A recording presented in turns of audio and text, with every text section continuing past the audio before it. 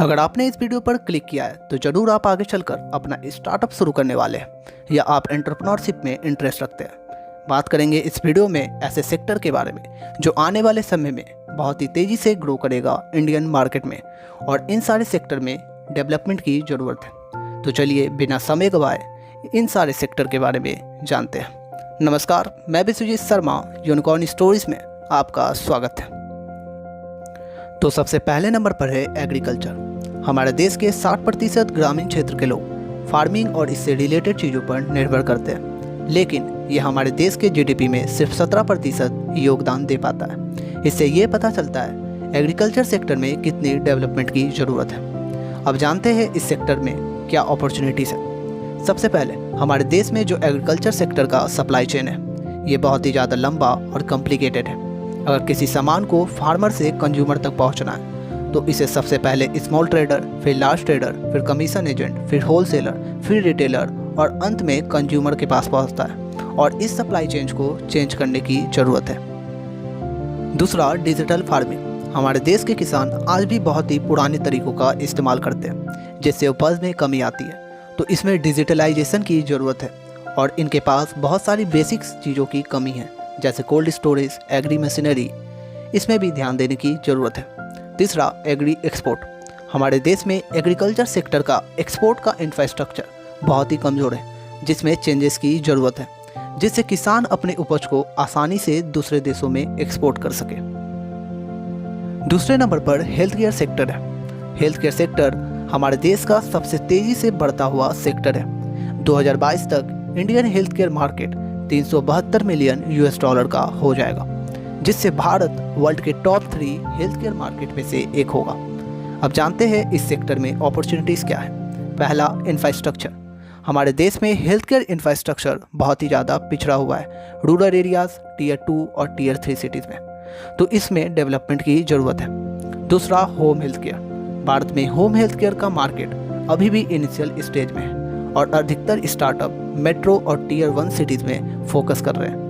Tier 2 और Tier 3 cities अभी भी बाकी है। तीसरा, digital health care solution. Tier 2 और Tier 3 सिटीज़ या छोटे शहरों में उतना डेवलप्ड हेल्थ केयर फैसिलिटीज़ नहीं होता है, तो डिजिटल हेल्थ केयर टेक्नोलॉजी वहाँ पर बेसिक इंफ्रास्ट्रक्चर नीड्स को फुलफ़िल कर सकते हैं, जैसे ग्लूकोमीटर, जिससे ब्लड में ग्लूकोज की मात्रा को नापा जाता है।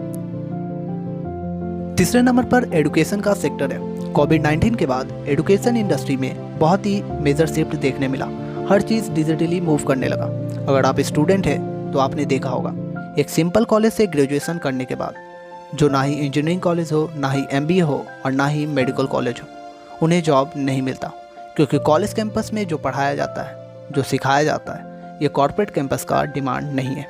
क्योंकि कॉर्पोरेट सेक्टर में ऐसे लोगों की ज़रूरत है जो 10 लोगों का काम अकेले कर सके। ये बहुत ही बड़ा फॉल्ट है हमारे एजुकेशन सिस्टम का, और ये कस्टमर की अनमेट नीड भी है। और अगर आप इसमें परिवर्तन लेकर आ गए तो आपका स्टार्टअप कुछ बड़े इनोवेटिव स्टार्टअप में से एक होगा। चौथे नंबर पर है टूरिज्म इंडस्ट्री। भारत वर्ल्ड के सबसे बड़े टूरिज्म इंडस्ट्री में से एक है। 2018 में 10.56 मिलियन फॉरेन टूरिस्ट भारत आए थे। वहीं ये आंकड़ा 30.5 मिलियन लोगों तक पहुंच जाएगा 2028 तक, और अब अधिकतर लोग पेरिस नहीं केदारनाथ जाना प्रेफर करते हैं। अब जानते हैं इस सेक्टर में अपॉर्चुनिटी क्या है। सबसे पहला, विलेज बेस्ड टूरिज्म मॉडल। जितने भी फॉरेन टूरिस्ट होते हैं ये हमारे देश को जानने में बहुत ही ज़्यादा इंटरेस्टेड होते हैं और जानना चाहते हैं हमारे देश के गाँव में लोग कैसे रहते हैं। ये भी एक अच्छा अपॉर्चुनिटी है। दूसरा, फैमिली वॉलंटियर वैकेशन। इसका मतलब है आप टूरिस्ट को जहाँ से पिक करेंगे वहाँ वापस पहुँचाने तक जितनी भी सर्विसेज होगी, ये सारी चीज़ें पहले से फिक्स होगी और बहुत सारे एक्स्ट्रा एक्टिविटीज़ भी होंगे। तीसरा, region based customize tourism plan. पांचवें नंबर पर है पावर एंड एनर्जी सेक्टर। बढ़ती हुई पॉपुलेशन और बढ़ती हुई इलेक्ट्रिसिटी की ज़रूरत के साथ पावर एंड एनर्जी के सेक्टर में अपॉर्चुनिटीज़ भी बढ़ रही है। आने वाले समय में रिन्यूएबल एनर्जी बहुत ही इम्पॉर्टेंट सोर्स ऑफ एनर्जी होगा, क्योंकि कुछ समय बाद पेट्रोल, डीजल, नेचुरल गैसेस ये सारी चीज़ें ख़त्म हो जाएगी। तब हर कोई रिन्यूएबल एनर्जी जैसे विंड एनर्जी, सोलर एनर्जी पर निर्भर हो जाएगा।